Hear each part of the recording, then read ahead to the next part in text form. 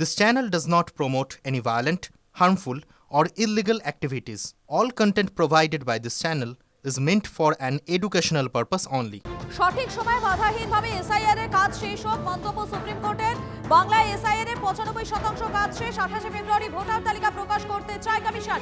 বিস্তারিত জানবো আমাদের প্রতিনিধি জ্যোতির্ময় রয়েছেন আমাদের সঙ্গে। জ্যোতির্ময়,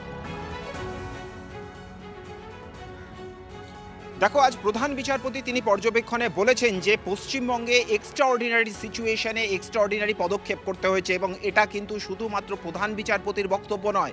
এই এক্সট্রাঅর্ডিনারি সিচুয়েশনের কথা কার্যত স্বীকার করে নিয়েছে জাতীয় নির্বাচন কমিশনও, কারণ তাদের আইনজীবী বলছেন যে পশ্চিমবঙ্গ একমাত্র রাজ্য যেখানে এই পরিস্থিতির মুখোমুখি তাদের হতে হচ্ছে। আর সেই কারণেই পশ্চিমবঙ্গে 28 ফেব্রুয়ারি যে চূড়ান্ত ভোটার তালিকা ঘোষণা হওয়ার কথা, সেক্ষেত্রে যে কাজ এখনো সম্পূর্ণ হয়নি, এখনো যে স্ক্রুটিনির কাজ বাকি রয়েছে, কার্যত সে কথা স্বীকার করে নিয়েই তিনি জানান যে 95% কাজ সম্পন্ন হয়েছে। তার প্রেক্ষিতে চূড়ান্ত ভোটার তালিকা 28 তারিখ ঘোষণা করে দেওয়া হবে, কিন্তু যে কাজ বাকি থাকবে তার জন্য সাপ্লিমেন্টারি লিস্ট প্রকাশ করা হবে। অর্থাৎ যে পদক্ষেপ এর আগে অন্য কোনো রাজ্যে নিতে হয়নি জাতীয় নির্বাচন কমিশনকে, সেই পদক্ষেপই নিতে হচ্ছে এবারে পশ্চিমবঙ্গের ক্ষেত্রে।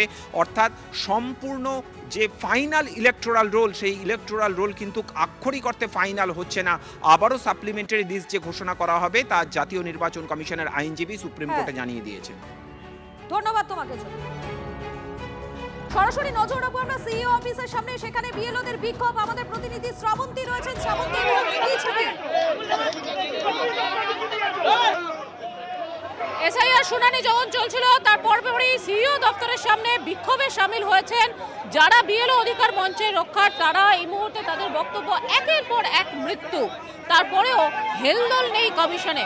একই সঙ্গে আজকের এই কেন আপনারা ফের বিক্ষোভ করছেন, এক প্রশ্ন। আর দুই হচ্ছে আজকে শীর্ষ আদালতে কমিশনের যুক্তি হলো যে যদি তারা 5% কাজ শেষ না করতে পারে, সাপ্লিমেন্টারি আরেকটা লিস্ট বার করা হবে।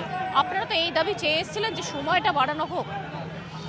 কমিশন একের পর এক সুপ্রিম কোর্টে গিয়ে একের পর এক আমরা সিদ্ধান্তে দেখতে পাচ্ছি নিজেদের ভুল স্বীকার করছে। এমন কাজ করব কেন যে পরে গিয়ে ভুল স্বীকার করতে হবে? অন্যান্য 6টা রাজ্যে যখন সময় বাড়ানো হয়েছিল, পশ্চিমবঙ্গে বাড়ানো হয়নি।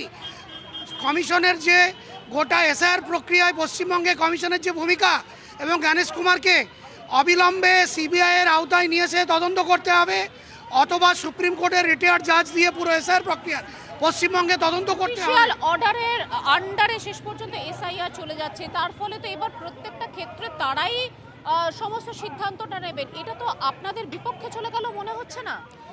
দেখুন, প্রথম থেকে আজ অবধি ইসিআই না বিএলওদের পক্ষে না ভোটারদের পক্ষে কাজ করেছে। আমরা বারবার দাবি জানিয়ে আসছি আজকে নিয়ে। বিএলওরা তারা এই মুহূর্তে বিক্ষোভ দেখাচ্ছেন, সেখানে আপডেটের দিকে তুমি নজর রাখো। আপাতত তোমাকে ধন্যবাদ।